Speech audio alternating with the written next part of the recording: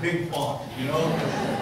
Hey, good morning. I just wanted to say on behalf of the Board of Trustees, welcome to the 2012-2013 school year.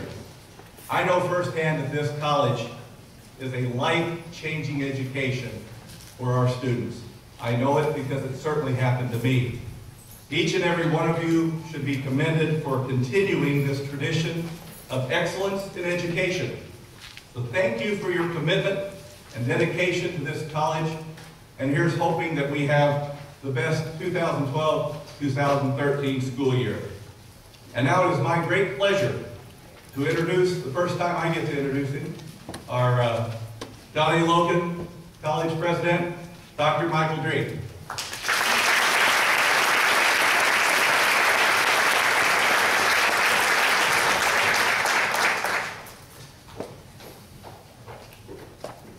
Thank you, Michael. Good morning. I'm thrilled to be here. In 1985, one of my favorite recording artists, James Taylor, was at a crossroad in his life. Failed marriages, a drug problem that left him close to death on multiple occasions, and the drug death of his close friend John Belushi was enough to have him hit rock bottom. In decline, he had been booked for a concert in Brazil. Against his better judgment, he went. Taylor was stunned at the number of people in the audience who knew the lyrics to his music and who seemed to genuinely enjoy his presence. He reevaluated his life and started singing a song entitled, "That's Why I'm Here." In it, he laments about the death of Belushi and sings, "Learn not to burn means to turn on a dime. Walk on if you're walking, even if it's an uphill climb. Try to remember that working's no crime." It was really like he was singing to me 3 weeks ago in Evansville, Indiana, where I took in one of his concerts. Taylor was telling me he was there, working, because he had learned from the bad times and because he genuinely enjoys his job. I come to you today in the same place. I'm not a singer. I'm an educator.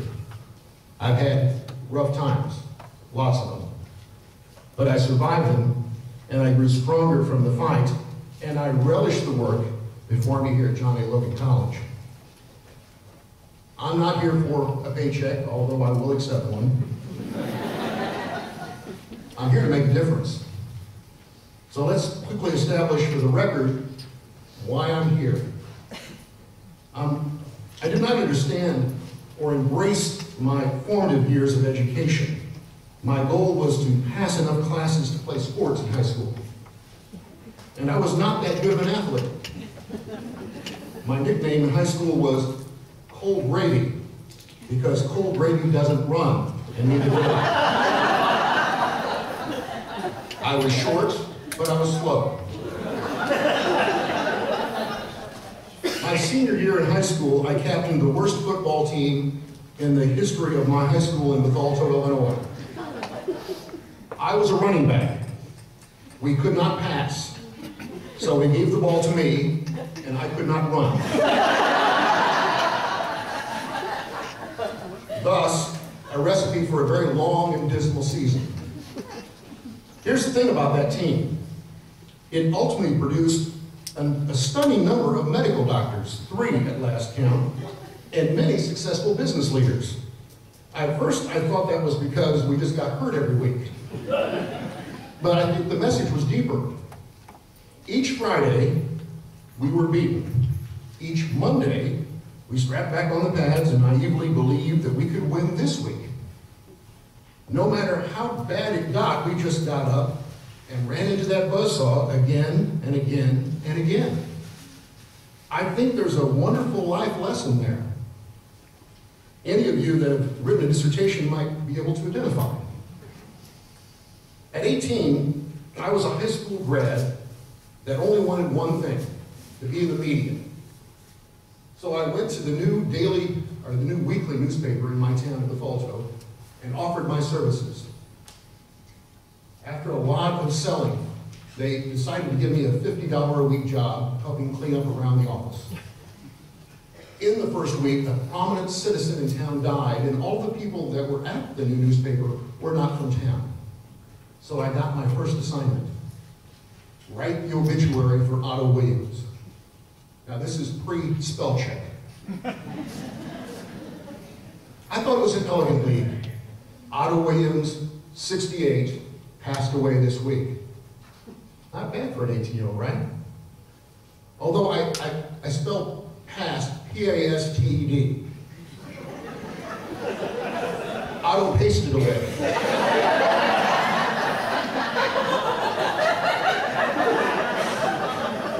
And his family to this day does not speak to me. I enrolled at Lewis and Clark Community College. Actually, after that newspaper folded, I found myself working on the Granite City riverfront, banging on the side of railroad cars to get grain on a conveyor belt that would be loaded on a barge. On one morning at about 3 a.m., with the temperature hovering around 0, I had an epiphany. Maybe higher education was an option that I should consider. I enrolled at Lewis and Clark Community College in Godfrey. At an age of 24, I graduated with an Associate of Applied Science in Radio Broadcasting, and I landed my first job as the news director of WFIW AM and FM, Fairfield, Illinois, the stations listened to, not just heard. My first day on the job, they handed me a stack of the new news, which included news, obituaries, and the divorces, and told me to read them during the new newscast. Something about it rankled me, because not only did it say who was divorcing whom, but who got the car. I thought that was a bit much, so I called for a meeting with the station manager, and I went in and I said, listen, I'm a journalist. I don't read divorces. And he said, let me explain something to you, son. This is a small community in a small county. We see the divorces and their announcements as a social service that allows people to see who's available and who has transportation.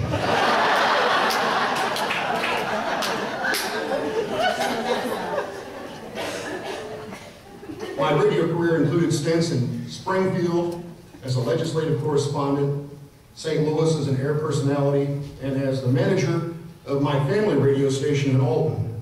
Don't ever work for your family. Lewis and Clark called one day to say that they were closing down their radio program and they needed someone to come in and teach on the program for a year while they phased it out. And I agreed. Late in the spring term, the president called me in with the academic VP to cut me free.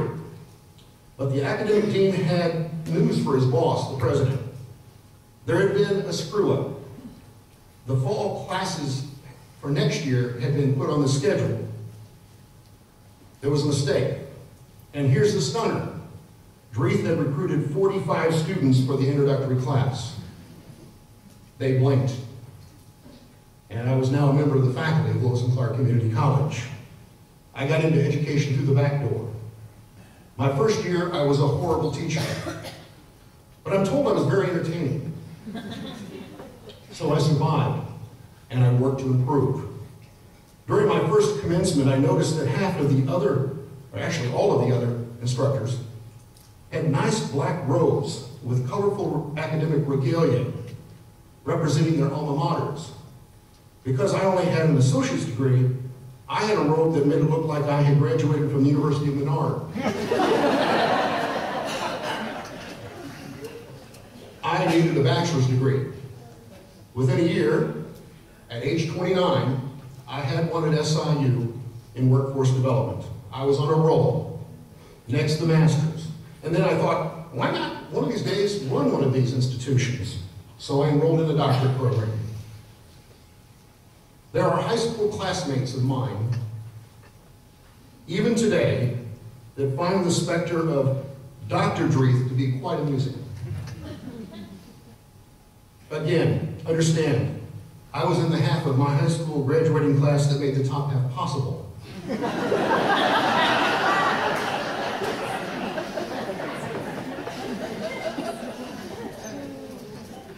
I was very fortunate to be named the president of tiny Frontier Community College in Fairfield in 2001. Then, my wife and I noticed that we were empty nesters. We decided to explore the Republic of Texas in 2007. It was this past New Year's when I was holding newborn baby Carson Dreith, my first grandson, that I knew I simply needed to be home in Illinois. I could not be 1,000 miles away from this young life. There were over a half dozen opportunities to be president in Illinois this spring alone. I only applied for one, John A. Logan College, because this is the gem of Southern Illinois. That's why I'm here. Now, what can you expect of me as we move forward? There are many outstanding issues to deal with, and as I'm getting settled in the A-wing, but nothing that comes close to diminishing what we all know to be the truth, and that is that John A. Logan College is a great institution with great employees, and we do good things. We have a solid board. We have extraordinary vice presidents. Much hinges on this upcoming board meeting that we'll be having at the end of the month, as I try to convince the board that we desperately need to commit to an extensive 3-year strategic plan. It will be the blueprint for our future initiatives. It will deal with current problems. It'll make us careful and think carefully about our core values and our mission. And down the road, it will be a basis for a report card on our performance. It will also assure we are on track for reaccreditation. I want to bring in outside eyes for the plan formulation, and I want frank and honest input from all of you and all stakeholders of the college. This is an 8-month process, and the deliverable at the end is a document that establishes our values and ties real projects with timelines to answer our college's needs and goals. I mentioned the core values. All over this campus, we have printed 5 words: honesty, responsibility, compassion, fairness, and respect. Those were compiled in 1997. They were approved by board policy in 2006. Question 1, are these 5 words still the core values of John A. Logan College? Number 2, do we make our decisions so that they can align with the stated core values? If the answer is no, or sometimes, to both of these questions, why are they on the wall? In my earlier teaching life, it was drilled into me that the core values of Lewis and Clark Community College were that we were rational, systematic, purposeful, and humane. I remember that, even today, 26 years later, because I helped write those words. I did it because I didn't like the way the president was running the college. And I asked him if we could write a new mission statement. He said, sure, go ahead, I'll sign it. Rational, systematic, purposeful, humane. He signed it for the next 2 years. Every time he made a decision that wasn't rational, systematic, purposeful, and humane, we beat him over the head with it. Do you know the 5 core values of John A. Logan College? Do they help you make decisions? Better yet, do you feel comfortable asking the CEO whether or not his decisions line up with the college's core values? You'll be able to as a part of this process. I feel no intrepidation in saying that I will live by the college's stated core values. So watch as we start this journey and be prepared to speak your mind.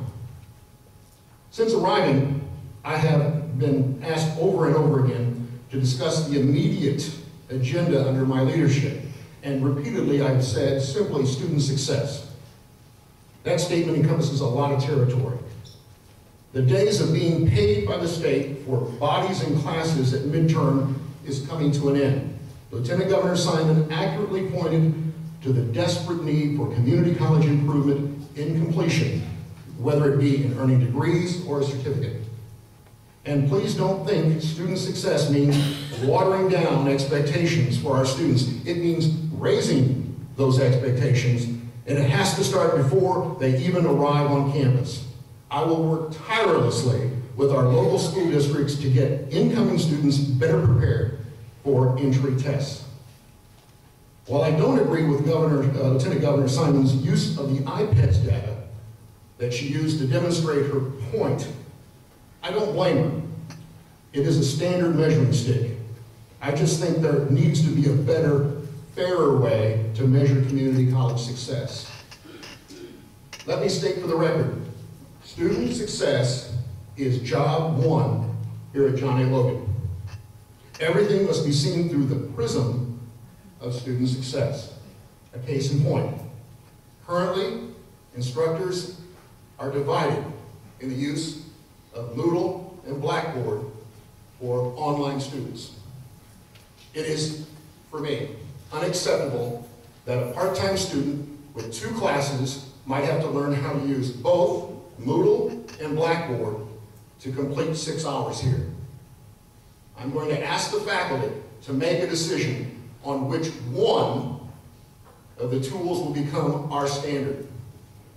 One costs a lot of money, one doesn't. That will not be a factor. Make your case based on which one of the systems produce consistent student success. That's the bottom line. Another matter. Not long ago, a decision was made to go to a 4-day academic calendar. It was based on the anticipation that it would save money.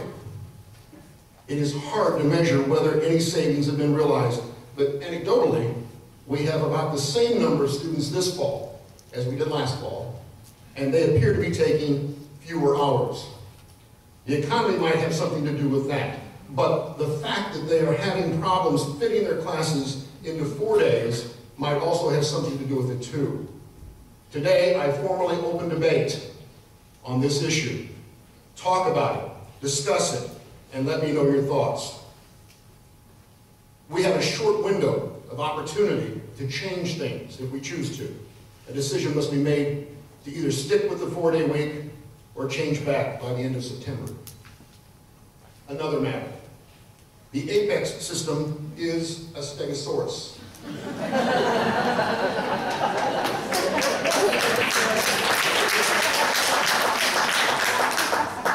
It must be replaced to enhance our ability to use data, evidence, to make our decisions about student success.